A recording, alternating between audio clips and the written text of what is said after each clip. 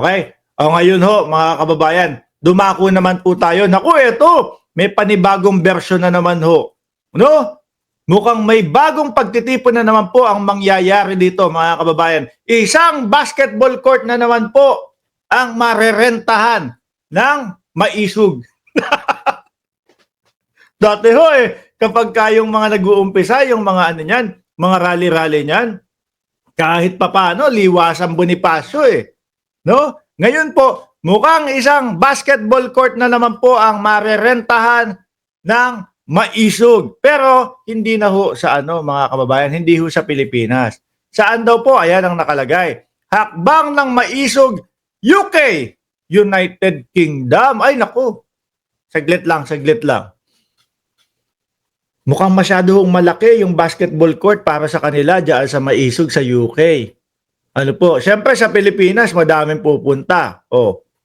Madaming walang ginagawa sa bahay o makakapunta. Madaming KOJC na nahahakot sila papunta doon sa hakbang ng maisog. Kapag sa Pilipinas, mga bossing pero kapag kaho ang usapan, ibang bansa na po, lalo na UK, palitan natin.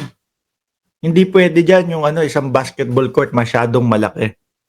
No? Palitan ho natin mga bossing na mukhang isang apartment na naman po ang marerentahan doon sa UK at pagdadausan ho ng hakbang ng maisog. Enak ng tokwa yung nagtatatakas, yung nagtatago si Eric Celis na dating NPA na hanggang ngayon po ang galawan NPA.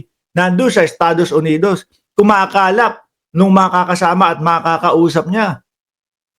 Style maisog din no?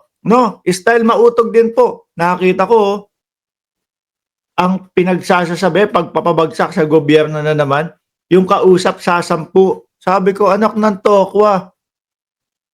Paano mangyayari na sasampu ang kausap mo tapos kayo magpapabagsak ng gobyerno? Sino yun? Yung iba naman, yung mga nakikinig, oo, tama ka, Eric.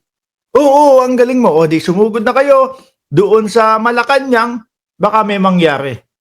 Kailan daw ito, mga bossing? Yung mga pagmumura at pambabalasubas nila. Ay, bakit ganun? Ganyan naman lagi ang pinag-uusapan dyan sa maisog no? Kung hindi maninira o magmumura. Ganyan lang naman ho yan. Kaya yung mga pumupunta tinatabangan. Hindi na sumusuporta. Diba? Sabi ni Marijo, kaming mahihirap, sanay kami sa ganong bigas, basta hindi nakaw. Hakbang ng maisog UK in partnership with Bangsamoro UK. O ilan kayo dyan? Ano mga pagsasasabi nyo dyan sa mga kapwa natin Pilipino? Iniimbitahan invites all patriotic Filipinos to join the Grand Rally in London. Aba, sa London. Isang aeroplano ko lang yan, malapit na kami dyan. Actually, kumbaga, dyan ang unang destinasyon pag pauwi ng Pilipinas. Pag hindi sa US ang daan ko, dyan. Invites all patriotic Filipinos to join the Grand Rally in London, no? For PDP senatorial candidates. Yung pala, yung mga senador na pinabili ng suka. Galit na galit kay Pangulong Bongbong Marcos. Gina G, no? Sabi lang naman ni Pangulong Bongbong Marcos, merong mga iba. Tumakbo na senador, parang mga pinabili lang naman ng suka. Hindi naman sila pinangalanan. Sila nagmaasim na agad. Napagbintangan tuloy sila na sila yung pinabili ng suka. Mga kababayan, yung mga estilo po, yung mga style naman ng mga PDP na mga senators nila. Halos karamihan naman walang plataforma. Di ba, Tina B? Halos karamihan doon. Ano sinisigaw? Bring him home! Anak ng tinapa. Plataforma de gobyerno ba yon? Sisigaw sa maraming tao. Doon sa half court na narentahan na court. Bring him home! Ano yun?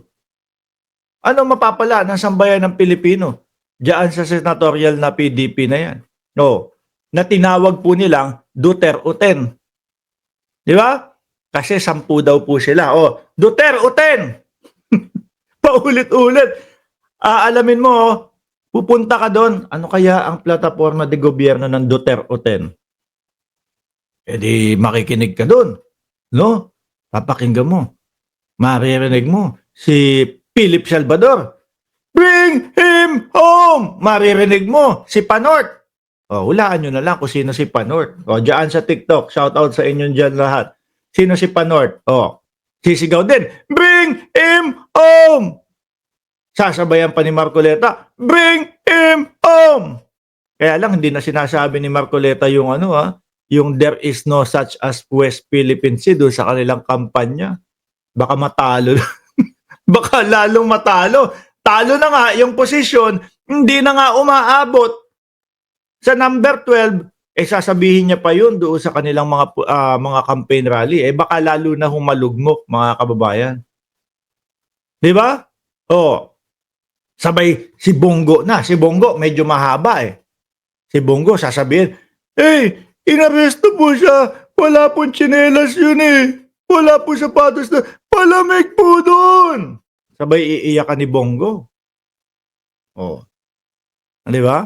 Alam nyo, hanggang ngayon simula nung lumabas yung chismis. Chismis lang chismis. Simula po nung lumabas yung chismis at napag-usapan na meron daw pong bumili ng isang survey company na worth 100 million, hindi na ako makapaniwala doon sa resulta nung survey company na yon. Tapos sila din ang naglabas na si Pangulong Bongbong Marcos din daw mga kababayan, bagsak yung survey, yung tawag dito, yung porsyento na pagtitiwala ng sambayan ng Pilipino. Nahihirapan na akong pagtiwalaan.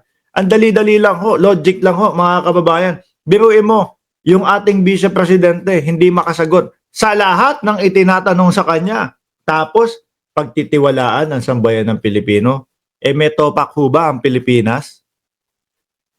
Di ba?